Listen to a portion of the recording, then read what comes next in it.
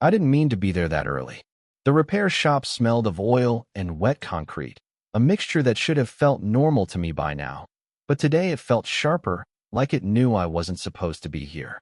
She was already there, leaning against the workbench, sleeves rolled up, glasses slightly crooked, hair pulled back, but a few strands stubbornly framing her face. Something about the way she examined the car part in her hands made me forget the reason I'd come. "Morning," I said, though it came out quieter than I intended. She looked up, and that was enough to stop my words before they finished. Her eyes held a kind of calm, confident, patient, like she'd been here 1,000 times before, and yet they flickered with something else, a trace of curiosity maybe, that made me shift my weight. "Morning," she replied. Not a question, not a greeting, just a word, and the way she said it made the room feel smaller. I moved closer to the workbench, pretending I had something to check, but all I could do was watch her hands, the way they moved with careful precision, brushing against the metal with a kind of tenderness I didn't expect in a place like this. I cleared my throat, hoping to sound casual. I brought the part you asked for." Her lips curved, just a little. Not a smile exactly. More like she appreciated that I remembered. She didn't say thank you, and somehow that made me want to hear her say it more than anything. There was a pause then, a quiet stretch of air where neither of us spoke. I tried to think of something to fill it, something clever maybe, but all I could do was glance at her, and she met my eyes halfway, just long enough for my stomach to tighten before she looked away, refocusing on the work. She moved behind the bench to adjust a tool, and I noticed a faint line of tension at the corner of her jaw. Not stress, exactly. Focus. Intent. And maybe, just maybe, a hint that she noticed me noticing her. I tried to brush off the feeling and bent over the box I'd brought, but my fingers lingered on the edge, hesitant, as if waiting for her to say something that would change everything. Then she spoke, casually, almost distracted. "Why do you care?" I froze. My brain scrambled for a safe answer, but before I could filter it, the words slipped out. "Because it's you." She paused, eyes flicking up to me again. Not wide, not shocked, but that little catch of breath, the tilt of her head, it stayed with me. She said nothing more, just returned to her work, leaving the air charged between us, filled with questions neither of us had answers to yet. I stepped back, pretending to organize the box, but my chest felt tight. My hands trembled slightly. Not from the work, not from the morning chill, but from her. That simple exchange, that brief, suspended glance, had planted something I couldn't name, couldn't escape. And as I left the shop later, I realized I couldn't stop replaying the moment. The way her eyes held mine, the tilt of her head, the silence that felt louder than any words. Something had shifted, and I had no idea how to shift it back. Later that afternoon, I found myself under the same fluorescent lights, elbow deep in a stubborn engine part she'd asked me to hold steady. The shop smelled warmer now, a mix of grease and sunlight sneaking through the high windows. She crouched beside me, instructions clipped to a clipboard, and I noticed the faint crease in her forehead as she studied the schematic. "Careful," she said, voice low but precise, almost like she wasn't speaking to me, just to the machine. I nodded, though my hands barely listened. I watched the way her fingers brushed against the edge of the metal, and for a second, she paused, looking at her hands as if surprised by her own clumsiness. It was subtle, fleeting, but I caught it. Something human, fragile, beneath the confident surface she always showed. "You've done this before, right?" she asked, eyes flicking up at me. There was an edge in her tone, guarded, not quite trusting. "Yeah, a few times," I said, keeping my voice casual. But I was aware of the way she leaned slightly away, posture tight, shoulders taut, like she was protecting herself from being seen. I swallowed, trying to measure the space between us. Not just the physical one, but the invisible one that buzzed when she didn't know how to handle me looking. I noticed the faint shadow under her eyes, the way her sleeve had slipped just enough to show a smudge of grease on her wrist. She caught me staring and quickly tucked the sleeve back, but I'd seen it, the exhaustion she carried beneath the polished exterior. A small laugh escaped her as she tightened a bolt, nervous, maybe, or surprised by her own reaction. It was soft, not loud enough to fill the room, but enough to make my chest tighten, like I'd been holding my breath without realizing it. Almost there, she muttered, more to herself than to me. Her focus was absolute, yet every so often, her glance would flick to me, brief, questioning, as if weighing how much to share or how much to guard. I handed her the wrench she'd asked for, and our fingers brushed for a fraction of a second. She froze, just a little, before pulling her hand back like she hadn't meant to let it linger. The tension in that tiny gesture was unbearable and thrilling at once. "Thanks," she said quietly, not looking at me directly, not smiling, but enough for me to catch the gratitude beneath the surface. Enough for me to want to lean closer, though I didn't. I stayed still, pretending to examine the floor, heart hammering at the unspoken currents between us. I realized I had memorized the subtle way she bit her lip when concentrating, the slight twitch of her fingers, the faint scent of coffee lingering on her sleeve. And then she straightened, exhaling sharply, brushing her hair back, eyes meeting mine just long enough for me to catch the fleeting vulnerability, her armor slipping for a heartbeat. My stomach tightened as I realized I'd been holding my breath again. Nothing was said, yet the air hummed with something dangerous and delicate. The world outside the shop could have been falling apart. All that existed in that moment was her, the way she moved, the way she existed without fully letting anyone in. And I couldn't stop thinking that, for a fleeting second, she'd let me see her. The shop was quieter than usual that evening. Rain streaked the tall windows, painting everything in slanted, silver lines. She was crouched over a workbench, cataloging parts in a notebook, and I stood behind her, holding a small tool she hadn't asked for, but somehow needed anyway. Our shoulders brushed once, just lightly, and I felt the static between us, like we'd both noticed it but refused to name it. "I don't usually do this," she said suddenly, voice low, almost hesitant. I wasn't sure if she meant the task or the fact that I was here with her. Her eyes flicked up at mine for a fraction of a second, and I caught a glimmer of something. Uncertainty, maybe, or the faint trace of relief. Before I could answer, her phone buzzed on the bench. I glanced at it. A name I didn't recognize. She picked it up, frowned, muttered something curt, then ended the call.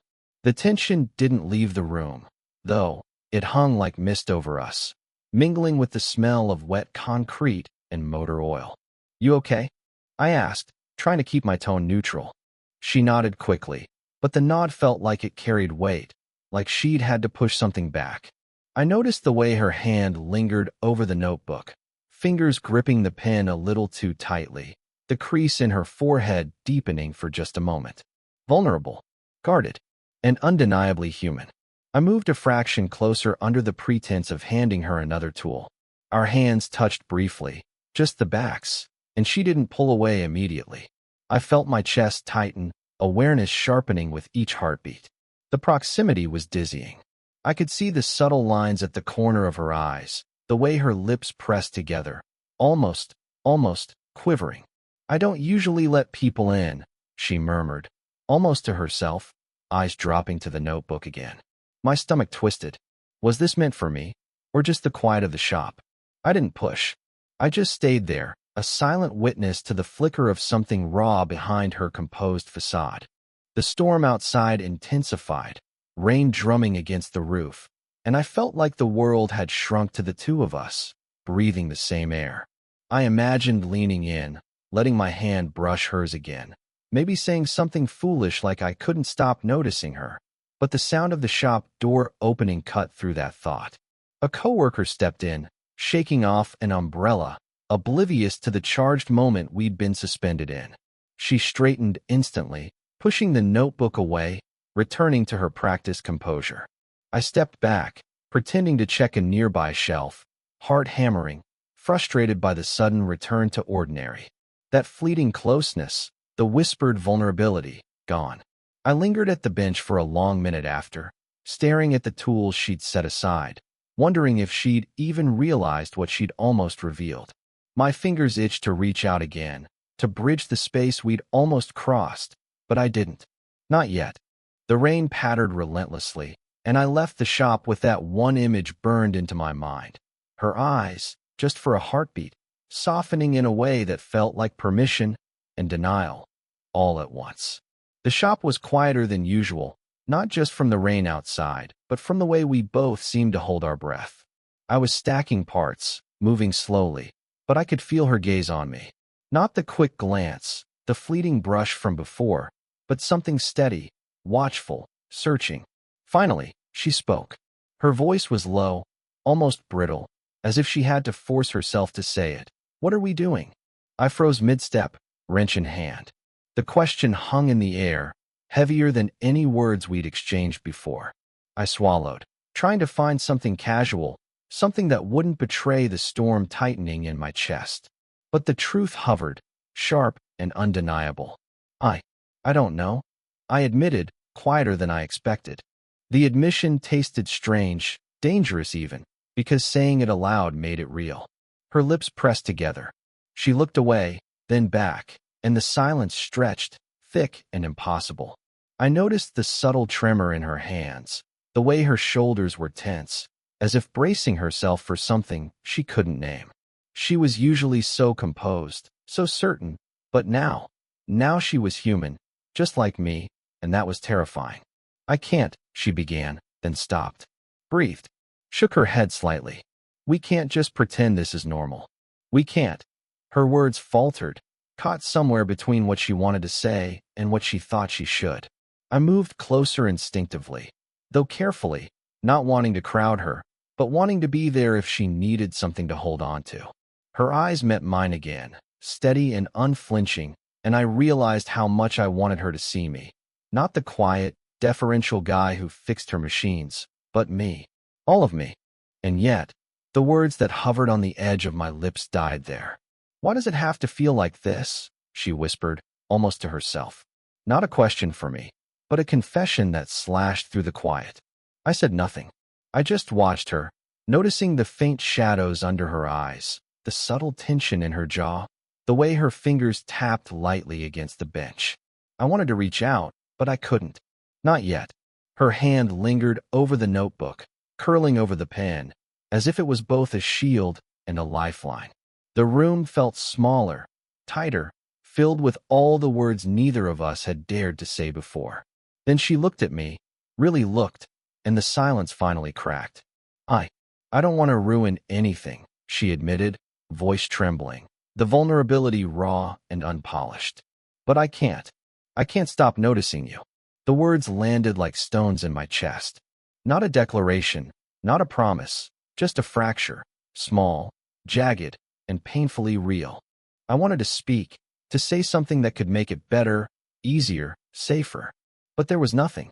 Only the weight of what she'd just let slip, and the impossible ache of knowing we were already past the point of pretending. I stepped back, hands trembling slightly, and she did the same. We looked at each other for a long moment, the silence louder than any touch could have been. And then, almost as if confessing to the empty air, she whispered, "I'm afraid I've already crossed the line, and I don't know if I can go back." It was late afternoon, the shop bathed in that odd gold light haze that made dust motes look like floating embers. She was sorting through a box of old manuals and receipts, muttering softly under her breath. I lingered near the doorway, unsure whether to intrude or just stay. "Do you ever," she started, pausing, as if weighing each word, "regret things you never said?" I froze, caught by the vulnerability in her tone. She wasn't talking about engines or work orders. She was talking about something that had lived inside her for years, something she usually kept tucked away. Sometimes, I said, careful, tentative. "I guess everyone does, at some point." She nodded slowly, eyes fixed on a folded piece of paper she'd retrieved from the box. Her hands shook just slightly as she unfolded it, revealing a faded photograph of a man. Her ex? A friend? I didn't dare ask. She traced the outline of his face with her finger, lips pressed together, breath catching in a way that felt like a small confession. He left without warning. She murmured, voice low, almost a whisper. I never got to say goodbye properly. I never got over it. The room shrank around me. I wanted to reach for her hand, to offer something. Anything. But I stayed still, letting her carry the weight of her own words. "I remember him," I said finally, hesitant, unsure if I should. But the moment demanded honesty. "Your brother told me about him. You were close."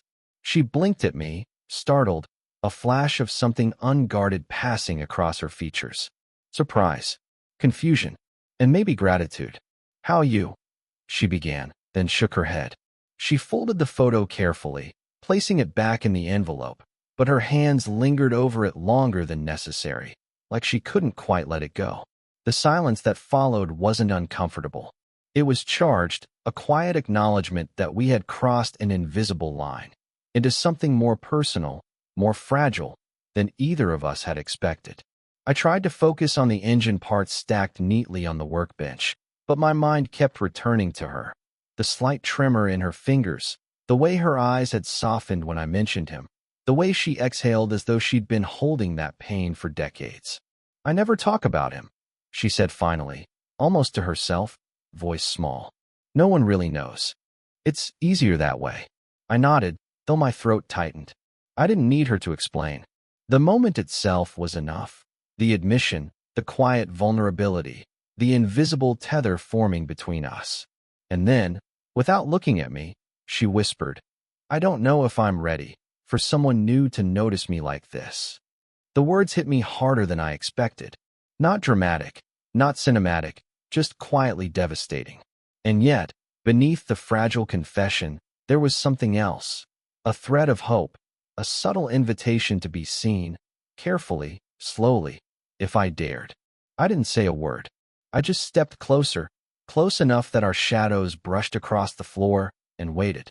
For once, neither of us needed to rush. The shop was nearly empty, sunlight slanting through the dusty windows in golden streaks. We had been working side by side for hours, not saying much, letting the rhythm of tasks and shared space carry the conversation we couldn't articulate. At some point, she paused, leaning against the workbench, hands clasped loosely in front of her. I noticed the faint tremor in her fingers and the slight slump in her shoulders, the same vulnerability I'd seen before, now softened by quiet acceptance. She started, then stopped, as if weighing the right words. "I don't know what we are, or if we should even be this close." I nodded, carefully, because I felt the same. Words like love or relationship hovered, dangerous, unnecessary. Instead, I leaned a fraction closer, just enough for my shoulder to brush hers. She didn't pull away. We worked in silence for a few moments, passing tools, sharing glances that lingered longer than they needed to, carrying a weight neither of us had admitted. I noticed the warmth in her eyes, the faint line of a smile that didn't need to be said aloud. "You've been different," she murmured, voice soft, almost unintentional. I notice you. More than I should." I felt my chest tighten, but I didn't respond with words. Instead, I reached out slowly, letting my fingers brush the back of her hand as I passed her a wrench. The contact was fleeting, casual, yet it felt monumental, a quiet acknowledgement that what had been unspoken was finally shared. She looked down at our hands, then back up at me. The guarded distance she usually carried was gone, replaced by something fragile and honest, a trust earned over days of stolen glances and soft moments. We didn't need to define it. There was no rush, no grand declaration, just the shared understanding that we had crossed into something inevitable, something that neither of us could or wanted to undo. The afternoon light shifted, casting long shadows across the concrete floor. She exhaled slowly, leaning slightly against the bench, and I let my forehead rest lightly against hers, just for a heartbeat. The shop, the tools, the scattered papers, all of it fell away. All that remained was the quiet, steady presence of each other. No words, no promises, just that small, perfect contact, enough to seal what had been growing silently between us. I stepped back slightly, but we remained close, side by side, hands brushing occasionally, breathing in sync with the gentle rhythm of our surroundings. It wasn't dramatic. It wasn't perfect. It was real. And as I finally set the last tool down and she straightened, I realized that this quiet, messy, imperfect closeness was more than I had dared hope for. She glanced at me, faintly, and whispered, "Guess we'll figure it out together." And in that moment, it didn't feel like a beginning or an end. It was simply us. I still think about that afternoon in the shop, even now, months later. Not because it was dramatic or perfect, far from it, but because it changed everything, quietly, in ways I couldn't have predicted. We didn't have fireworks or grand declarations. What we had was subtle. The way she let me notice her, the way I learned to be patient with her silences, the small gestures that said more than words ever could. The slow accumulation of glances, touches, pauses, all of it added up until it became undeniable. She's still the same woman I met. Confident, precise, a little guarded, but softer in ways only I ever got to see. And me? I've learned to pay attention, to notice the small details, to read the silences instead of rushing to fill them. Love, I realized, doesn't always announce itself with fireworks. Sometimes it creeps in, unspoken, through shared space and mutual understanding, until one day you wake up and realize it's everywhere. The coffee we leave half drunk on the counter, the quiet stretches while fixing something broken, the unplanned laughter that slips out at the wrong moment. They all become proof that something real is unfolding, slowly, earnestly, in the spaces between us. I remember her hand brushing mine once. Nothing more than a fleeting contact, but the memory of it still makes me smile. And I think she remembers too, though she'll never say. That's the thing about love like this. It's not about owning it or naming it. It's about letting it exist, fragile and unhurried, and letting it change you anyway. Sometimes we look back and try to pinpoint the exact moment everything shifted. I can't. Maybe it was the day of the photo, maybe the stormy night, maybe every small pause and glance stacked together until there was no turning back. And that's exactly what makes it feel so alive. She still teases me about fixing the most absurd things in the shop. I still notice the faint smudge of grease on her wrist, and the way her eyes soften when she thinks I'm not looking. We've both changed, subtly, irrevocably, learning that love doesn't always roar. It sometimes whispers, lingers, and leaves traces you can't ignore. And in that quiet, in those traces, I finally understood what I'd been feeling all along. Not the flash of obsession, not the thrill of desire, but the steady, grounded pull of someone you can't imagine your days without. So here we are, still figuring it out, still stumbling, still human. And somehow, that feels enough. Maybe you've noticed it too. The way small gestures, pauses, and unspoken truths can carry more weight than anything shouted aloud. If this story resonated with you, take a moment today to notice the subtle connections around you. They might just be the most real thing you'll ever feel.